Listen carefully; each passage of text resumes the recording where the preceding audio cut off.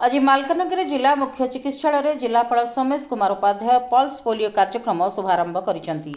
जिलापाल निजे 5 वर्षरु कम शिशु को पोलियो बुंदा खुआई कार्यक्रम शुभारंभ करिसेंती। अवसर में मालकानगिरी जिला को संपूर्ण रूपे पोलियो मुक्त करने लक्ष्य रखा जाइछि बोली जिलापाल मत व्यक्त करिसेंती। निरंतर सुरक्षा सुनिश्चित करने एवं एनआईडी मध्य रोग प्रतिरोधक शक्ति एवं नजर रखा 12 अक्टोबर में मालकानगिरी जिले में पोलियो पाई उपजातीय टीकाकरण दिवस आयोजन करा जाइछि।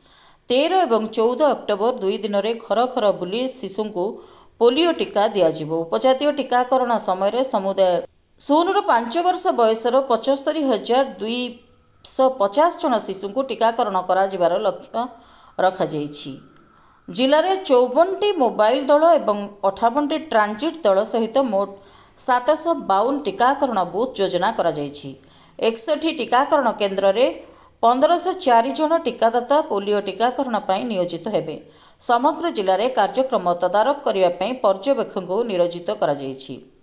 उपजातीय टीकाकरण समय टीकाकरण पर जेकोसी प्रतिकूल घटना पर समस्त स्वास्थ्य केन्द्र सजग रही बोली स्वास्थ्य विभाग पक्षर सूचना दी जाइछि।